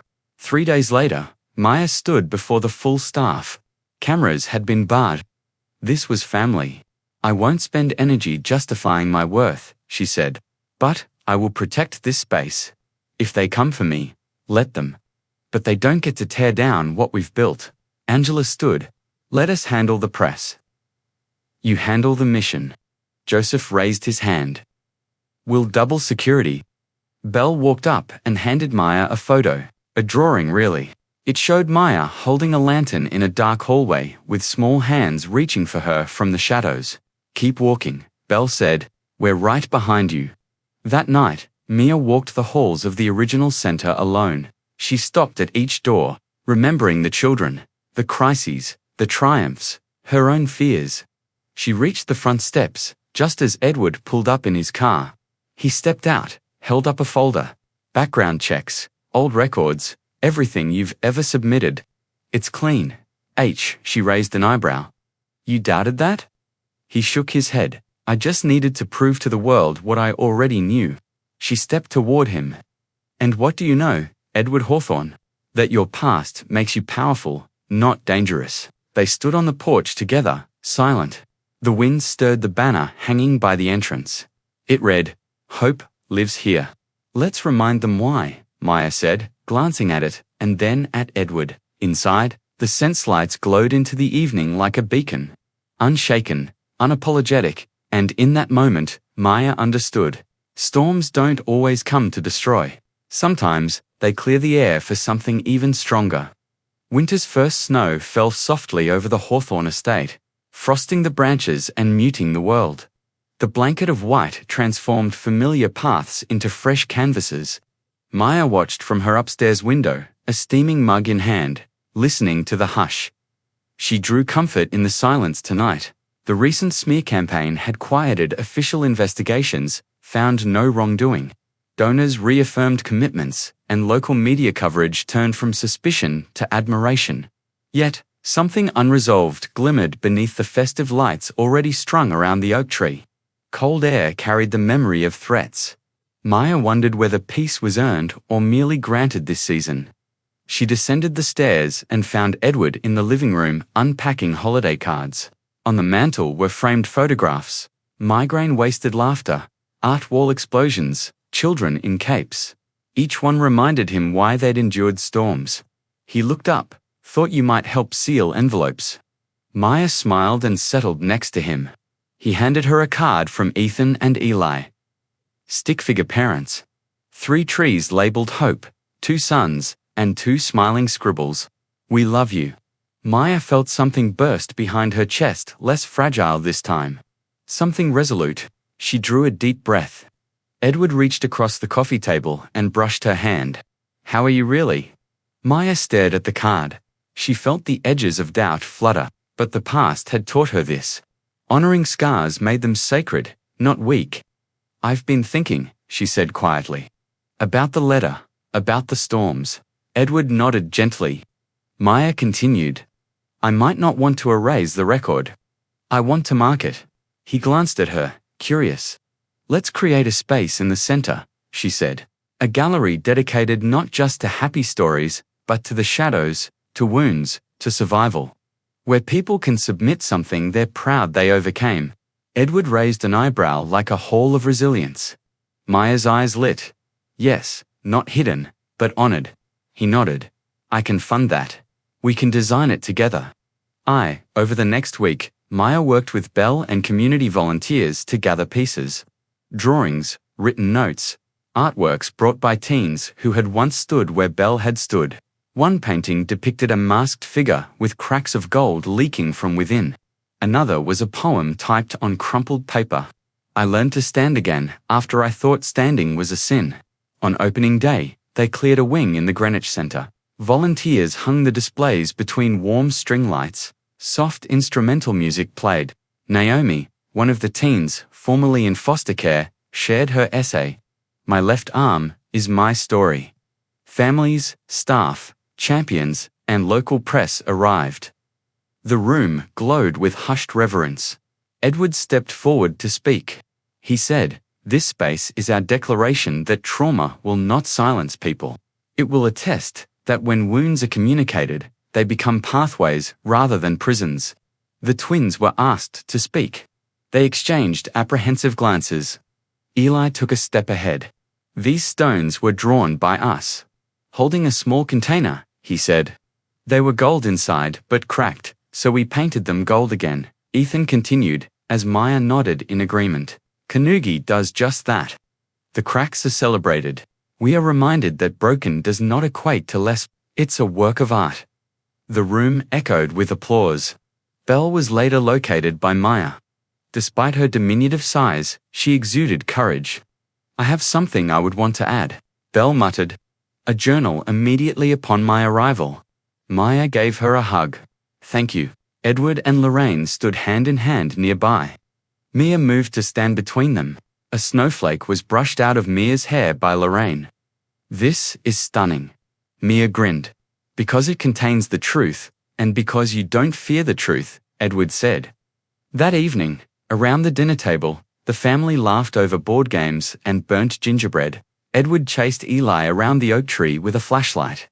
Ethan read aloud from an old mystery novel. Brigadier Jolliffe, having coffee with Miss Maya watched them.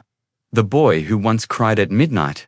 The boy who refused to eat peas and felt the weight of the seasons behind them. She'd walked through storms, questioned her belonging, faced accusations. But this was the place she'd built with her broken hands and heart. Not perfect, but real. After the boys were asleep, Edward found Maya once more by the fire. He slid an envelope across the coffee table. Inside was a small slip of paper. Invitation.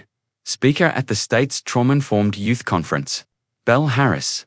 Maya's eyes flicked to the empty chair beside her. She knew who it implied. Edward offered gently.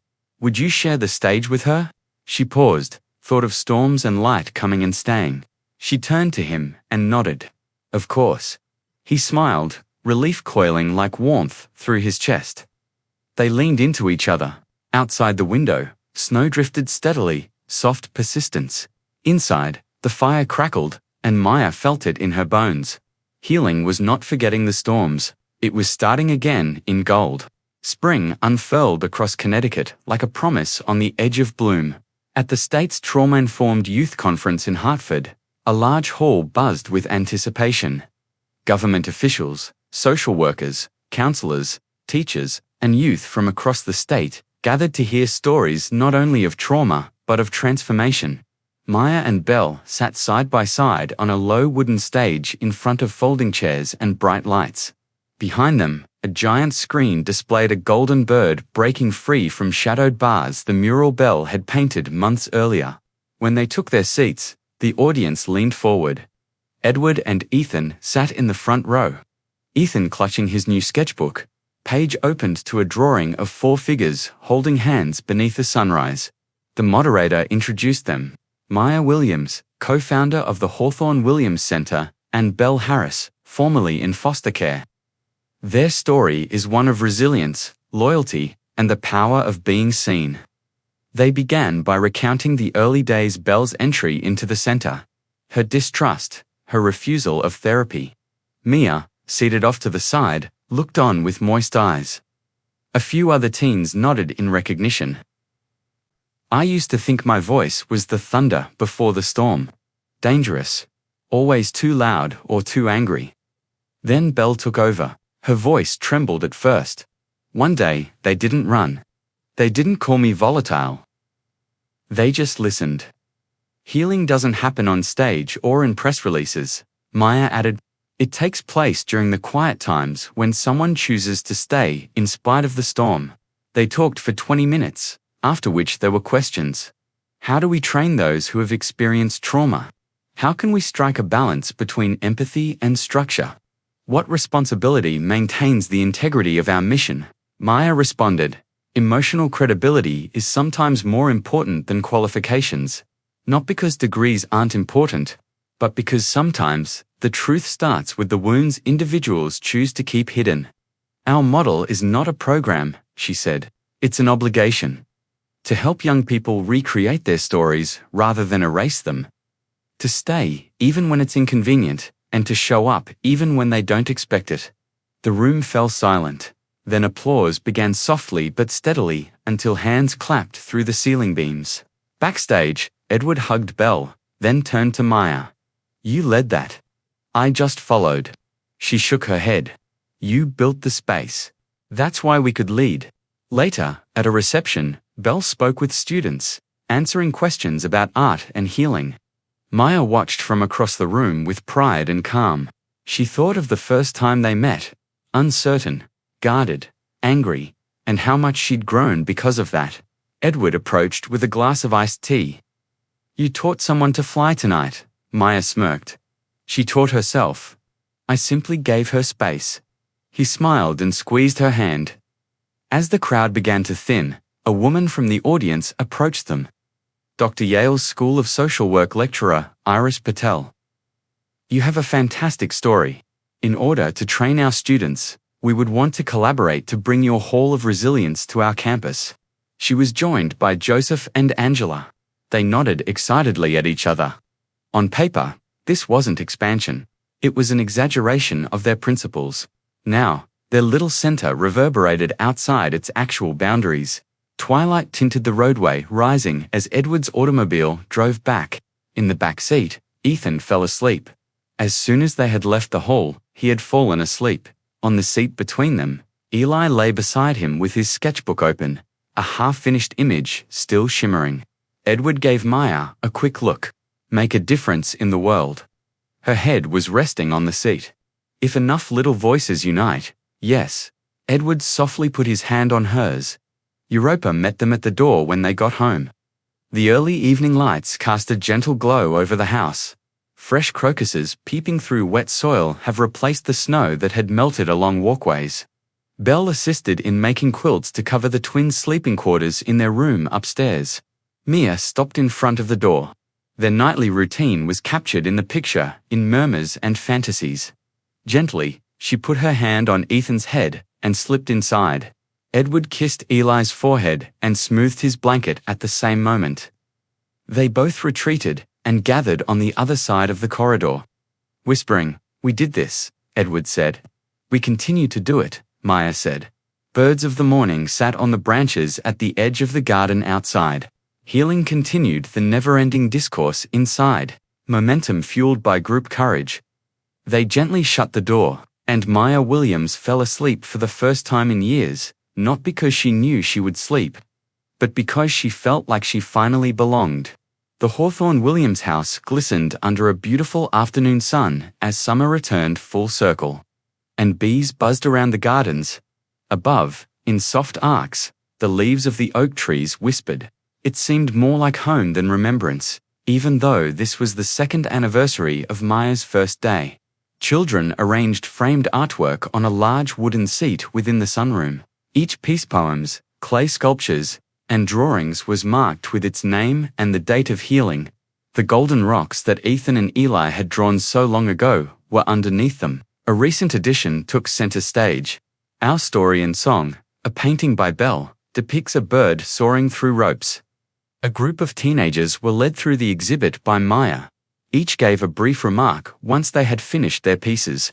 Before someone just sat next to her, a young girl read a poem about becoming lost in the dark. Edward observed from the window with his hands placed across his chest as a boy showed a sketch of broken wings along with the words, "But I learned to float." Lorraine stood next to him, watching both of them soaking in what had evolved into a mosaic of survival, more than just a center. Maya discovered them beneath the oak tree after sneaking outside. Above their heads, the twins pursued paper airplanes. She was offered a seat on the bench by Edward. His words, "Look at this," were directed toward the art exhibit. She felt a knot of thankfulness tighten in her chest as she followed his gaze. Softly, "This is what we built," she said. "A sanctuary of truth," said Lorraine. Maya grabbed Lorraine's hand and squeezed it lightly. A small group of people gathered under the banner that said, "Healing lives through holding." Angela came over with a clipboard. "Yale has accepted the Hall of Resilience program for student training. And we have confirmed that the new location in Hartford will open this autumn." Maya blinked. "Are you serious?" Angela smiled. "Schools throughout the state want to adopt your concept, and we're already scheduling. Since Edward took the initiative, we require additional mentoring staff. Maya, would you like to take the lead on that?" She let out a breath and spun closer to the twins, focusing her gaze on them. "I would love to," she answered, "but only if we maintain our moral principles. No compromises, no shortcuts." He gave a nod. "That's right." Eli and Ethan stopped and hurried back. Ethan clambered up on Mia's lap and held on. Eli put his head against her. Lorraine grinned through her tears as she observed them. "Everything was altered by you." Amia put a palm over Ethan's tiny head. "They transformed me." Edward was silent while he watched. The light grew softer in the late afternoon. At the drive, a car drew up. Teresa, a center intern and former foster kid, jumped out and ran over. 2 bicycles, tied with ribbons, were in her possession. "Gifts," she said, "for you and Ethan from the teens." With wide eyes, Ethan leaped off Mia's lap. Eli cheered as Edward and Teresa struggled with the motorcycles. Ethan grabbed the smaller pink bike when they were ready. "The yellow one is Maya." After gently adjusting the helmet and lifting him onto his seat, she swung herself onto her bike. They walked carefully along the pathways of the estate. Eli's hand was clasped by Edward. The late-day sun was filtered by the leaves above, causing light to dance through them like confetti. Belle, Teresa, and Lorraine followed. It seemed majestic, commonplace, and holy. They paused at the edge of the garden to look at the sapling and rose root nestled together. They had become more powerful. New branches, thicker bark, and buds that are prepared to bloom once more. The twins ascended and sped forward to pursue butterflies. Maya and Edward exchanged glances. He said, "You think the storms are over?" The moment lingered with her. He gave her a gentle kiss and said, "I don't know, but we've built something storms can't wash away." They assisted with dinner later. "Then whatever comes, we're ready." Fresh bread, still warm, garden vegetables, and grilled fish. The table was crowded. Employees, kids, families, and volunteers. New plans, summer specials, student workshops, and holiday outreach activities were the topics of discussion. Lorraine raised her glass in order to continue establishing roots and wings. Their glasses clinked. Edward and Maya were pulled upstairs by the twins to show them their new fort blankets draped over chairs. Fairy lights inside, and books piled on the floor as the festivities subsided at dusk. "Sometimes," Ethan explained, "they sleep out here." Maya took a seat and saw the 2 lads, who were formerly devoid of joy due to their loss, now filled with laughter. She leaned toward him, and Edward said, "Thank you. Thank yourself." Well, fireflies had started to float outside the window in patterns that were beautiful and unplanned. Warm lamplight filled the fort's interior. Maya breathed in the sound of calm as she closed her eyes. This marked the close of one chapter and the start of all others. Since recovery is a continuous process, it's brilliant, insistent, and flawed, and the light is still there.